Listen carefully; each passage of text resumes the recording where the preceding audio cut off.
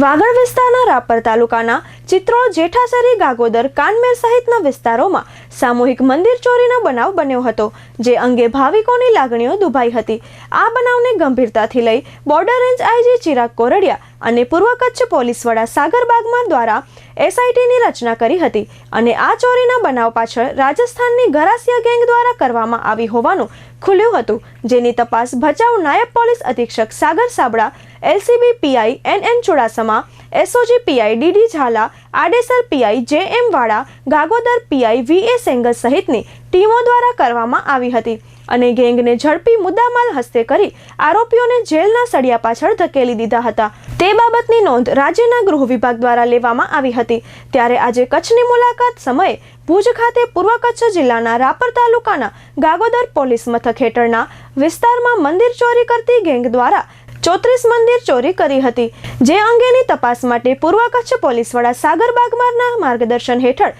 એસઆઈટીની રચના કરી LCB, SOG, Gagodar police, Adesar police દ્વારા તપાસ હાથ ધરી ગેંગને ઝડપી પાડવામાં આવી હતી અને મંદિર ચોરીનો ભેદ ઉકેલાયો હતો। તે અન્વયે આજે રાજ્યના ગૃહમંત્રી હર્ષ સંઘવી દ્વારા પ્રશંસા પ્રમાણપત્ર આપવામાં આવેલા ગરાસિયા ગેંગ રાત્રિના સમયે રાજસ્થાનના જંગલોમાંથી ઝડપી પાડવામાં આવી હતી। આમ પૂર્વ કચ્છ પોલીસના અધિકારીઓનું ગૃહમંત્રી હર્ષ સંઘવી દ્વારા પ્રશંસા કરવામાં આવતા ખુશી વ્યાપી ગઈ હતી।